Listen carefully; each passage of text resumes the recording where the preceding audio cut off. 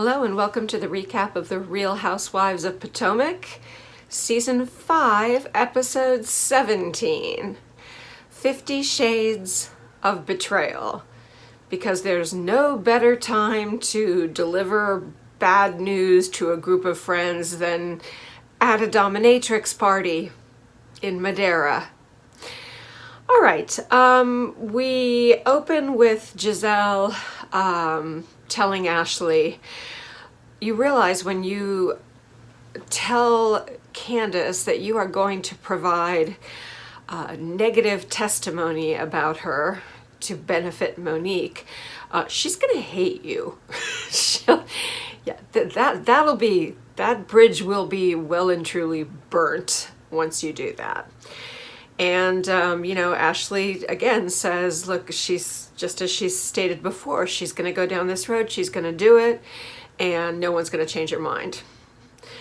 So she decides that she's going to break the news to Candiace in front of everyone. Again, why in front of everyone? Well, because this is reality television and it makes it spicier if you break bad news in front of the crowd. You can get all the reactions and all the drama. So she's determined she's going to do it. So I haven't even really stopped to ask myself why Ashley has decided that the theme of the party is going to be Dominatrix night, but whatever. Okay, then we switch over to Candiace, and ironically, Candiace is saying, you know what? I feel more open toward Ashley. I feel like there's a chance for a friendship there.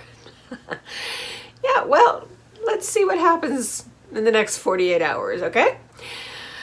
All right, they go for a swim in some beautiful rock pools. Again, Madeira's not really a beach island, it's rocky, but oh my God, the water is just deep, deep azure blue. And yes, I know it's cold, but it looks so beautiful. And I would imagine on a really hot day, it'd be amazing. Okay, I just have to say, I think I just have a little girl crush on Robyn this year. I keep thinking that she's showing up in so many of these scenes looking so fresh and so cute and fairly natural, and I just, yeah, she's a pretty girl. Okay, now down at the rock pools, Gizelle starts slamming Candiace's singing because Candiace begins to kind of sing a little bit of her song, and then they all talk her into, oh, you gotta sing it, sing your remix, sing your remix. No, okay. And yeah, Gizelle is not, she's not impressed, but that's our Gizelle. She's spicy. Okay. Gizelle says to Candiace, I was pretty impressed with you at dinner last night. You were, apologizing to Ashley. You were very calm. You were very, you really had it together. Now, in the meantime, Candiace mistrusts Karen. She will not trust Karen. She sees everything as 100% your team Monique or your team Candiace. And the fact that Karen's a little bit in the middle, and we're about to learn why, at least we're about to get a good reason why, she's like, no, then you're my enemy's friend, so you're my enemy. So she's just not going to be kindly disposed toward Karen, as long as Karen refuses to say, no, I don't want to have anything to do with Monique. I think she's disgusting. It's all or nothing. Okay, they go out to dinner, beautiful restaurant. All of these restaurants are so beautiful. Madeira looks very upscale. Again, I haven't been to any of those Atlantic islands like Gran Canaria, or, I haven't been to any of them, or the Azores. But I know that Gran Canaria is very like low dollar tourist. They have a lot of package resorts, and it gets kind of a lot of, nothing wrong with that, but it gets a lot of kind of, more basic, let's say, English tourists.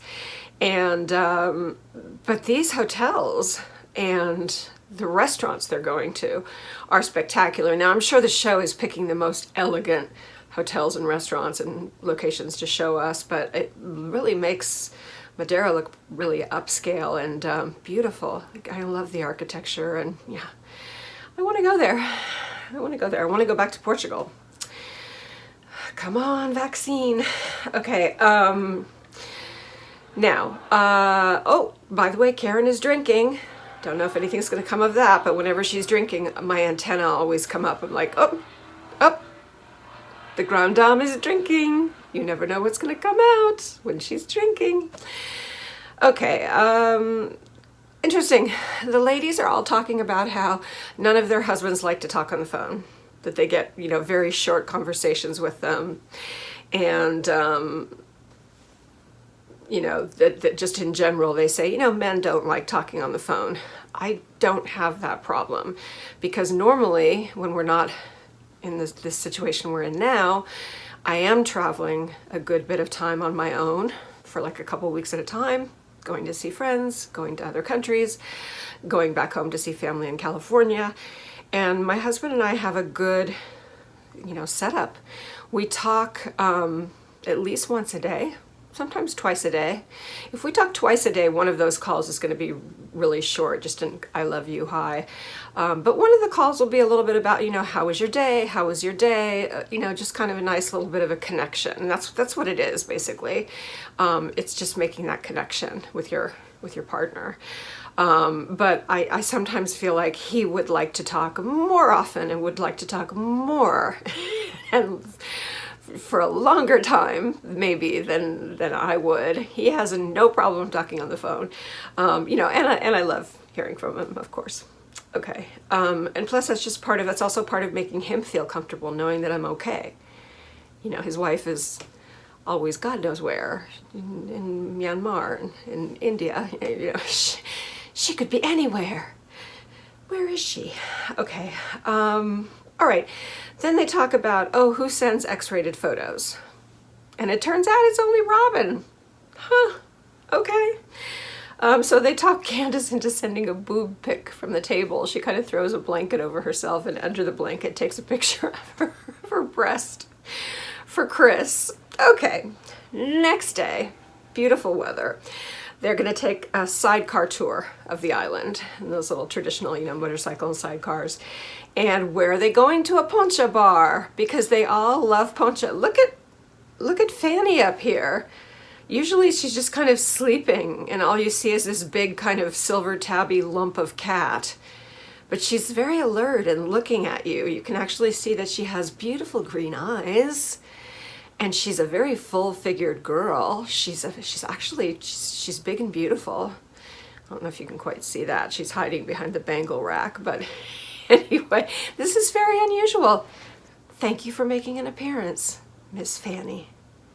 Actually, her original name was Stanley, because we thought it was a boy. It has to do with the coloration on that part of her body, with the color of the fur in that part of her body. Anyway, so then we realized, okay, Stanley was actually a girl, so we changed her name to Fanny, but she has many names. Fanny Maybelline, Fantasy, sometimes, because she kind of walks around like, I am hot. She's kind of that's her vibe. Okay. All right, so, oh, the poncha bar looks great. So now I'm seeing that basically it's grog, what they call grog in a lot of other places, which is honey, rum, and a lot of citrus, which sailors used to drink so that they wouldn't get scurvy because they needed the vitamin C. So it's full of lemons and oranges, and then it's honey and rum. You know, keep the sailing men happy back in the old days, and also keep them from getting scurvy, which apparently is really horrible and painful disease. I didn't know that. I just came across it in a documentary, and I was like, ooh, okay. All right, but you can also have poncha with passion fruit. You can have it with any kind of fruit, but they're doing kind of like the traditional one. And I guess this is a historic bar. It's one of the oldest places that serves it. So, all right, so they're enjoying their poncha.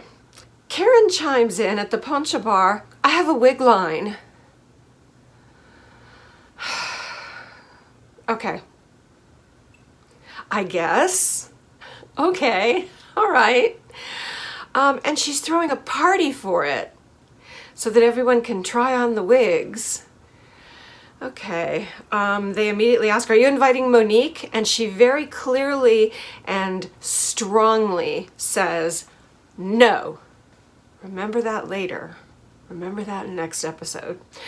Okay, now we're at the Fetish Dominatrix Party.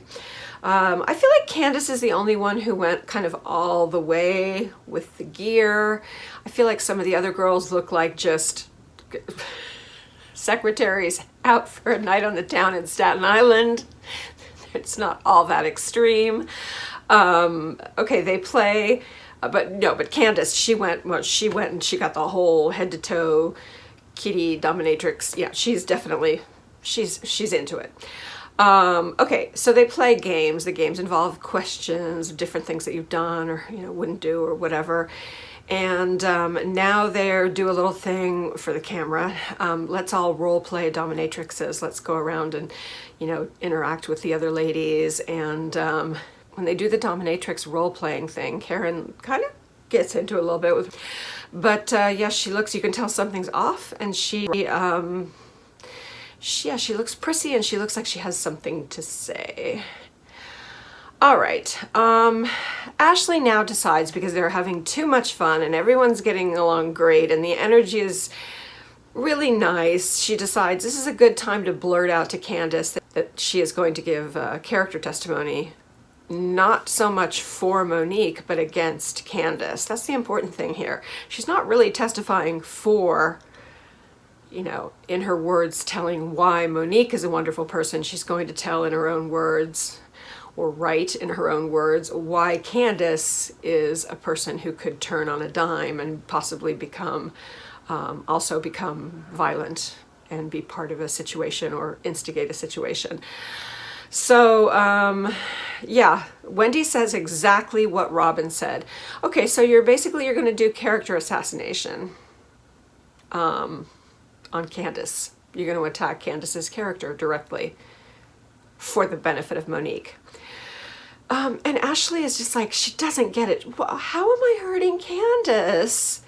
Oh, you know exactly what you're doing. You know exactly what you're doing. Candiace says, you don't even know who your friends are. Monique has talked so much shit to me about you and Michael. Monique is not your friend. But Ashley just kind of like lets it blow over. And meanwhile, Karen is still kind of sticking up to Monique to a certain, you know, to a point. And then Karen blurts out, well, you know, maybe I'm standing for Monique because I know more about the story than you do. I know there's more to the story. And then she does, Karen, well, of course I can't say because, you know, it's all legal and it needs to be, you know, kept confidential, blah, blah, blah.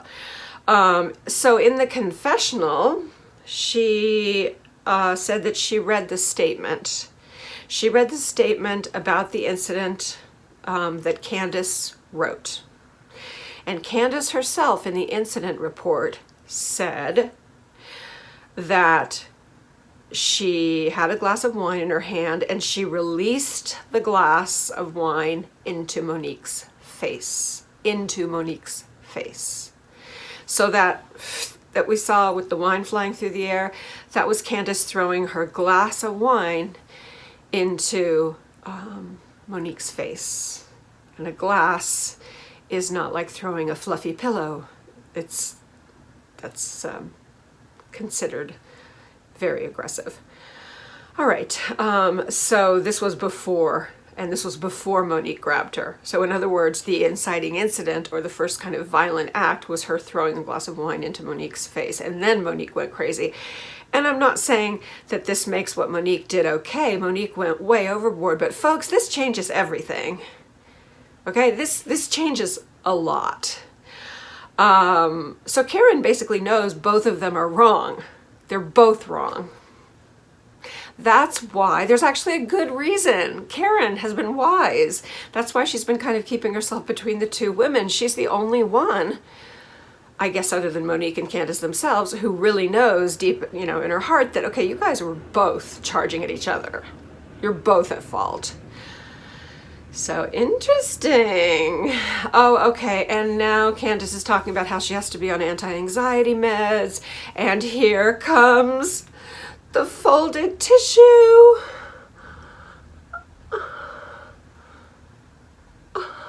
With absolutely no tears coming out. Is she gonna watch this season and realize how stupid that looks and hopefully stop doing it?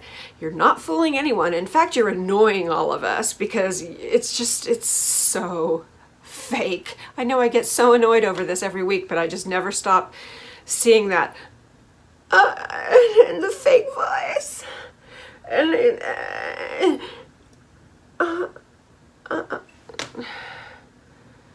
when you cry, even if you're in full makeup, like, yeah, if you're in full makeup, you're gonna kind of go like, yeah, you want to be careful not to. But who has the presence of mind when they're really emotionally, you know, pouring it all out there to be so ugh. Anyway. All right. So yeah. So Karen says, I am neutral for good reason. I now understand. And Monique went too far, but this was a provocation by Candiace that kind of started the whole thing. I don't know if it started it from scratch, but started the violent part. Interesting. All right. Thank you so much for joining me. Please remember to subscribe if you haven't already. I'd love to have you join us, our little shady tribe. If you do subscribe, kindly let me know your name so I can thank you. And also you can ring the bell for notifications every time I make a new upload. I am not doing Salt Lake City. I tried 2 episodes and I just found it, you know, it's just a question of personal taste. I have to be invested and I have to have somebody in there that I like. And I just find the whole thing, it's not my bag, baby. It's not my bag. So I won't be doing that. However, I will of course be continuing with the OC and Potomac, and I also do, we're finishing up 90 Day Fiancé the other way. There's another 90 Day coming on the heels of that. And then I'm so happy, December 3rd, Southern Charm. Oh my God, Southern Charm. I'm actually thinking of going all the way back and recapping all the way back to the beginning, because I feel like those of you who don't know Southern Charm and haven't been watching Southern Charm, you're missing something so good. I love that show. It's they're real polite and real messy.